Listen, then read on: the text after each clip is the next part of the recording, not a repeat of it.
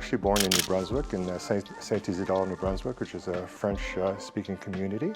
I was there till I was 5 years old. Then we moved to Ontario. Actually, we moved to Windsor. My dad was an iron worker, so he worked on the nuclear plants. We moved quite a bit. We were in Windsor for a couple of years. After that, we actually ended up moving to Sudbury. And then from Sudbury, we lived in Toronto. And then from Toronto, we lived near in Tiverton, which is near Port Elgin. That's actually where my martial arts training actually started. I started in judo. I was there for a couple of years. Then we moved to Hamilton. And in Hamilton, I continued training in judo, and that's where I started my training in the karate. We moved around quite a bit because of my dad's work and everything, and because of that, as you get a little bit older, it was a little bit harder to make friends because we're always moving to a different community, so I ended up getting bullied quite a bit. Myself, I wanted to take martial arts because I remember watching the Kung Fu movies with David Carradine, and a lot of the Bruce Lee movies and everything were my favorite. So, but my parents actually wanted me to take it so I could learn to defend myself if I had to. I took a liking to it right away, and a lot of kids, go to soccer, hockey. Myself, I really enjoyed the martial arts. I continued with the martial arts, and then, like I said, when I moved to Hamilton, then I also did the Goju karate. That's where that started, and I've been training ever since. So when I originally moved to Hamilton, I opened up a landscaping, which I did for 4 years.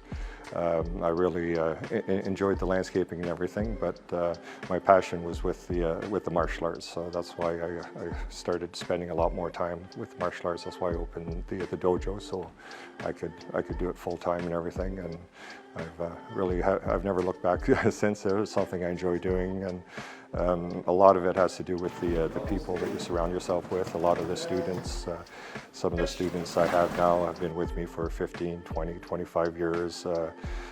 My oldest student is 68 now. He's been with me for 33 years. And so the thing about being around people every single day like that, you get to know them really good. So they're not just students; they become kind of your family, sort of, right? So it's kind of a family atmosphere where everybody trains together and helps each other out. When I moved to Cambridge, I was under the franchise name under Don Warner's Martial Arts Academy. I was with the franchise for 5 years, and then I went independent under Cambridge Martial Arts Academy. At one time, actually, when it was first built, was actually a church. And then it was owned by the Moose Lodge, and then we purchased the building back in '02 and moved everything here. And like I said, we've been here ever since. And that. So like I said, we're quite fortunate to have a dojo of this size and everything. In the beginning, like any business, I used to be at the dojo pretty well 6 days a week, 12-hour days from 10 in the morning till 10 at night. But like I said, I really enjoyed it, and of course I was young back then, so I could keep going and going and everything, right? So, but I just continued, continued training, continued developing the business and everything till now we have a very successful business, and that's because of the number of students that we have and the number of students that have kept with it and continue training. So it's not just myself, but it's also the students that help out. We have a lot of black belts that volunteer their time to help the other students out and to help myself out and everything. So I'm very grateful to have excellent students there that have been with me for so long. So when I started, he was, I think, maybe 20 years old, right? Or a little bit more than that. And so back those days, we were very active. Sparring was a big part of our club. A lot of sparring, I love sparring. It was my favorite thing. And very, very active, right? And then as you get older and you change, and then when we changed from the older style, or the Japanese style of karate to the Meibukan philosophy of karate is quite different, and it's more not free sparring, much more structured, and so it kind of changed the focus of the club. So looking back, I remember like early where it was very physical, sparring, very active, and tournaments and whatnot, and now it's much more working on the details and very specific, and maybe it's just because we're higher black belts now that's what we focus on rather than the basics that we've done for so many years, right? We study Goju-ryu, which is hard soft. and Sensei embodies that.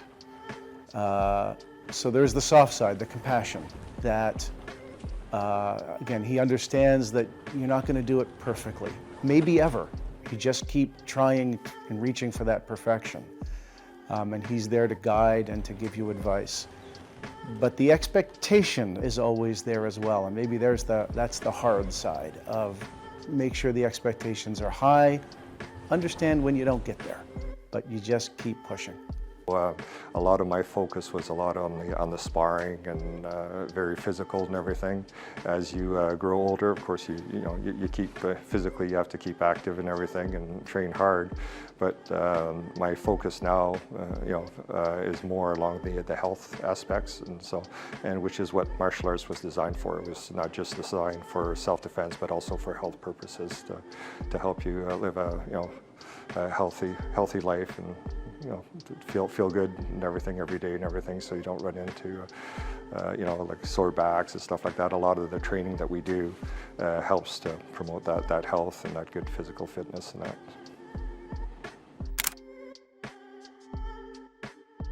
And then in 1999, I met Sensei Matatsuyage, who's now my teacher, and I've been training underneath him, like I said, since 1999 till present.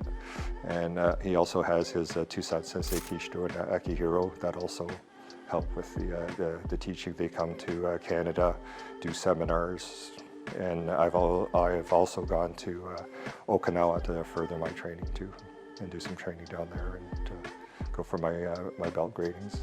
They actually came to the dojo here to film some of the videos of the katas and some of the stuff that we do in the karate, and just watching them train and do their katas was it inspired me to train even harder and everything. It was nice to see the quality and how good these my teacher and his sons are and everything. So just watching them, really inspired me to continue on and train harder and, continue so I can also pass the knowledge on to my students.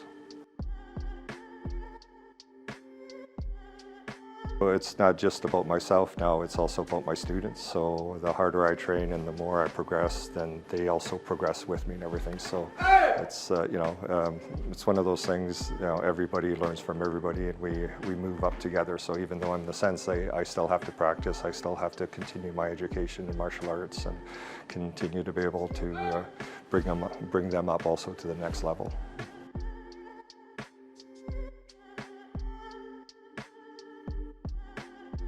It's a tribute to Sensei. Obviously, he knows what he's doing. He's just the character he is. I mean, you can see that in the longevity that the dojo stay around. The people want to train with Sensei.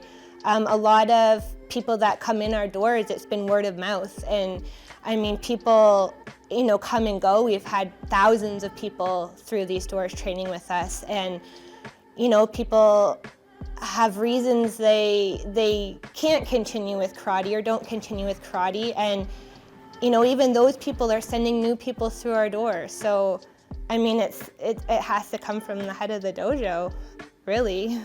It's just an accumulation of moments, if you want to call it that.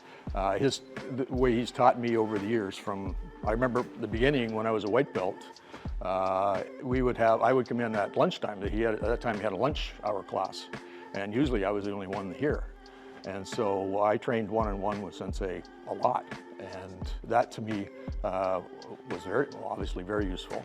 And I think it probably had an impact on our relationship, because with that one-on-one is important. So that may be one of the ones that I remember kind of the most. It's ongoing. There's no one moment. It's every time I'm here. I have to do things differently than all the other students here because of my leg. And there are times when I've had to talk to Sensei about how do I modify this, how do I change this. And again, his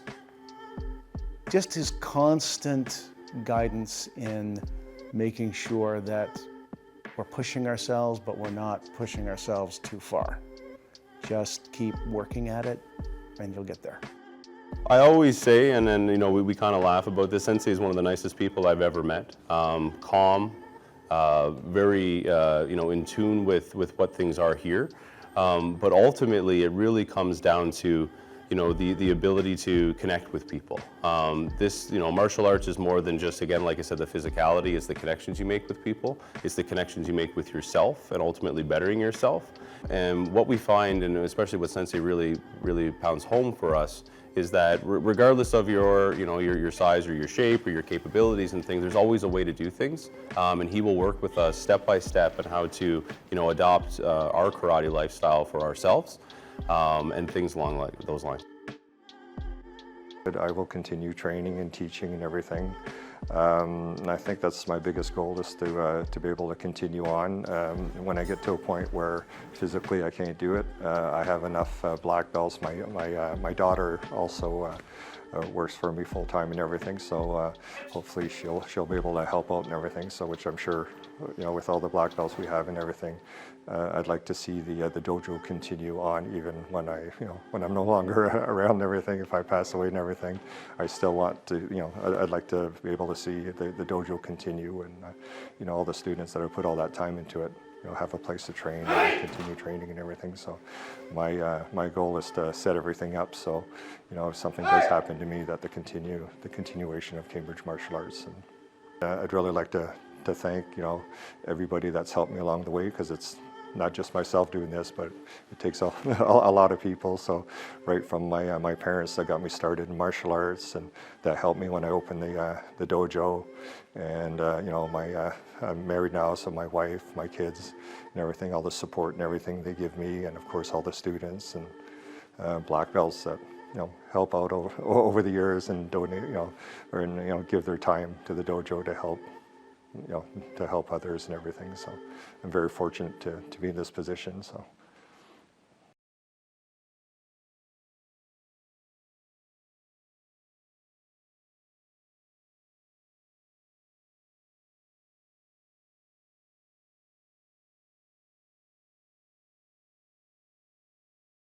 Class dismissed. Thank you. Thank you.